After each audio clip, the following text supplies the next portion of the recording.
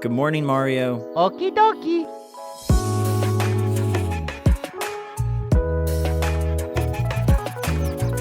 Good morning, Mario. And good morning, Switch fans. We've got a packed show today, but I just want to say thank you for all the kind words and support. I've had 2 people offer to send me custom mugs for the show today, and it really just touched my heart. There's been a few other things behind the scenes that have really made me feel just proud of what we're putting forth here and what we're doing, and I really appreciate you guys just being on my side, being on my team, and taking part in this Good Morning Mario kind of renaissance for the channel with me. It has been tough up until this point, and I really just, I love what we're doing, and I love you. So let's get into the show. What's going on, everybody? It's Zach from SwitchForce. There are awesome new Switch games, and the quarter is shaping up to be the best Q1 Nintendo Switch has ever had. Reviews are in for Little Nightmares 2 and Persona 5 Strikers, plus Bravely Default. What was that? Hold on. Hello? Oh my gosh.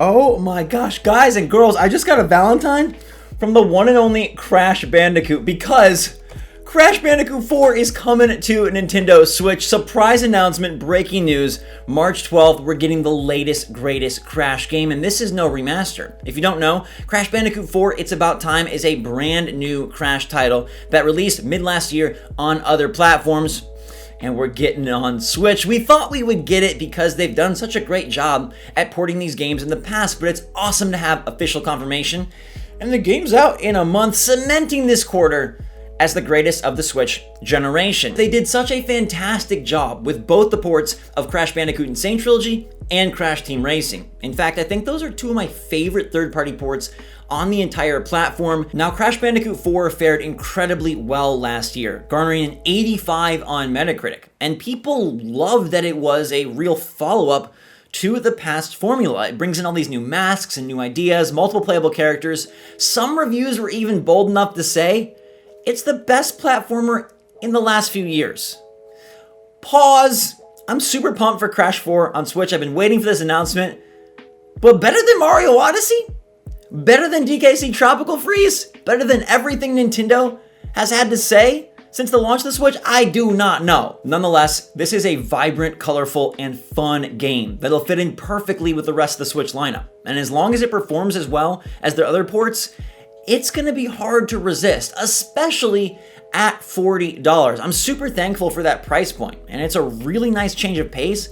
Instead of getting a Switch tax, we're getting a not day and date discount. Can we get more of that? Let's make that happen more often. If your game comes out more than 3 months, more than 2 months after the other platforms, dude, drop that stuff to 40. I mean, the game's on sale elsewhere. Incentivize us getting it on Switch, and don't punish us Switch fans just because your port took a little more time. I love this part of their plan, and it's a weird thing to say, but thank you, Activision, and good job for being so consumer friendly. Back to our regularly scheduled broadcast, although that was pretty freaking fun and such awesome timing. I love when we get new stuff right as I'm recording. We also have the reviews for Little Nightmares 2, which I've been playing the heck out of, and I can tell you that the game, it's so creepy. There's this lady with an extendable neck that will haunt you for days. I've got a full review going up later, but let me just say, this is going to be a must play on Nintendo Switch. It runs fantastically well. I'm loving it. It's got all the spooky, eerie vibes, all the tactile gameplay, and some pretty interesting new elements that I can't wait to discuss further, plus a lot of super creepy Muppets, good review scores, and surprisingly, Persona 5 Strikers got review scores today as well. That game isn't out till the end of the month, but it comes in with an 80 Metacritic on Nintendo Switch, and people are saying that it is pretty awesome. Here's an excerpt from one review that particularly impressed me. Persona 5 Strikers surprised me. I was expecting something down the lines of Hyrule Warriors or Fire Emblem Warriors, a game that was true to the franchise but also explicitly a Musou title. But Strikers isn't that. Koei Tecmo has somehow crafted not only a genuine sequel to Persona 5, the JRPG, but the team has managed to equal it, or if action combat is your thing, perhaps even exceed it. That is no mean feat. Now, I don't know if it really is going to be as good as the true Persona 5, but that has me pumped. More than a Musou, that's what this game needed to be. And this month is going to be bananas. Your wallet will be crying. Bowser's Fury is out Friday. We're covering it starting Thursday, so get ready. And then you got Persona 5 Strikers at the end of the month, and Bravely Default 2 got previews today, and people are pretty high on it. Now, I wanted to touch on this for a minute because I feel like out of all the 2021 Nintendo titles we know about, Bravely Default 2 has the least buzz, but this is a Nintendo published game. It's a JRPG, and it's another one of those titles that's evolving from the handheld side to the home console side with Switch. Let me know in the comments down below what February game you're grabbing first. I'm very curious, but Bravely Default 2 might be quickly climbing the ranks because this game seems like the mechanics are insanely sound. Now, there are some complaints about it, which we will touch on, but they're saying, hey, the story is intriguing, the backgrounds are beautiful, the Brave default combat system that the franchise is known for is awesome once again. You don't need to have played the past titles to get into this one, which I think is a perk, especially for all the new Switch owners, and they say the boss battles are challenging, which I always love. Big, tough boss battles.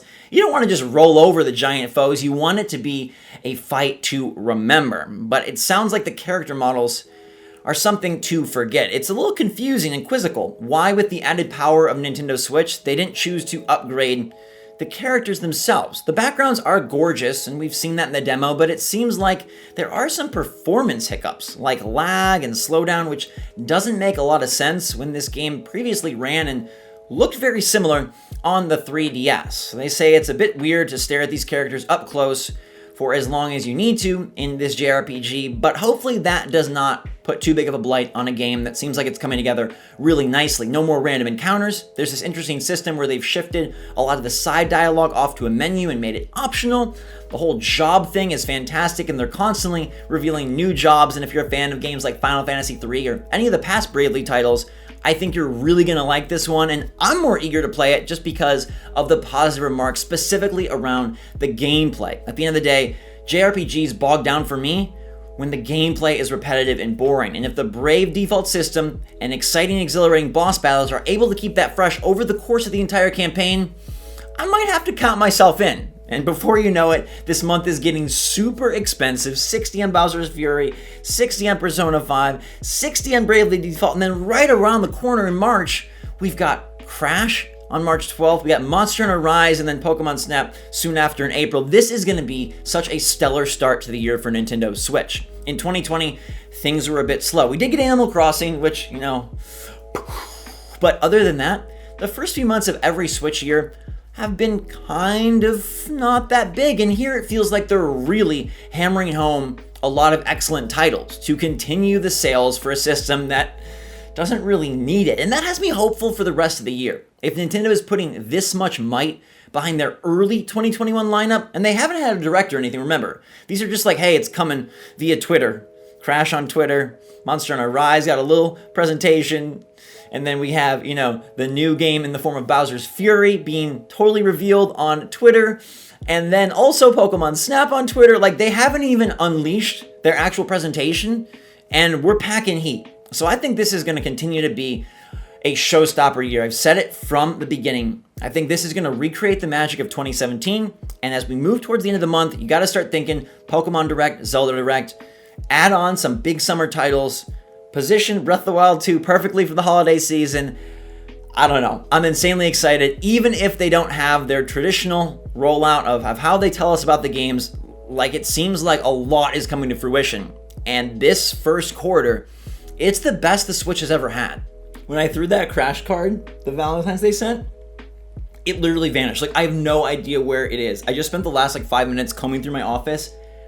I cannot find it. I think it just poofed into the ether. Like, my desk is clean, but my office, it gets messy quick. Like, stuff just piles on. You get a package, or you take off a sweatshirt, or you decide to pile up some games. I'm sure you guys experience quarantine mess where everything just kind of starts making stacks. That's how it's been for me since last year, and I'm trying to be better.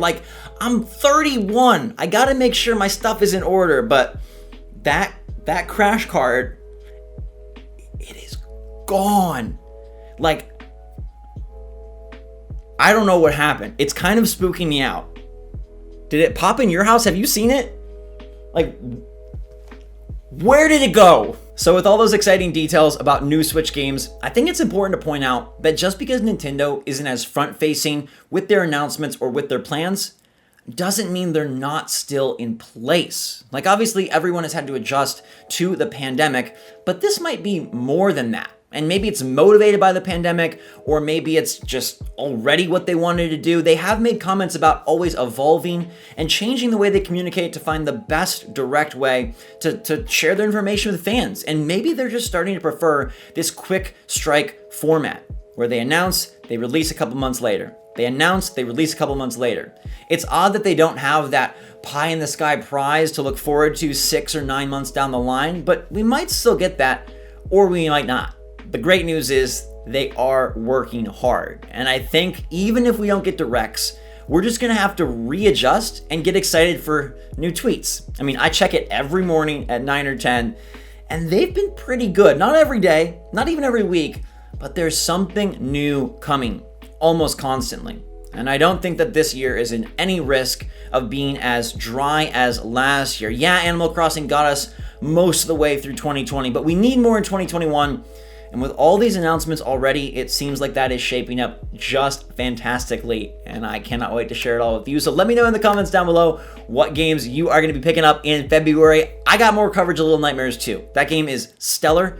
I'll have a gameplay, I'll have a review. It's going to be good. And then Bowser's Fury. We're going to dive straight into that new campaign on Thursday. So make sure to turn that notification bell on if you haven't. Subscribe if you want to be a part of our awesome team. And thank you so much to everybody. Like I said at the top, you guys make my day. I appreciate you so much. You bring smiles and joy to my heart. And I hope I do the same for you. So stay safe, stay healthy, stay smart out there. I love you guys a lot. Good stuff is in the works. Until next time, I'll see y'all tomorrow. SwitchForce out.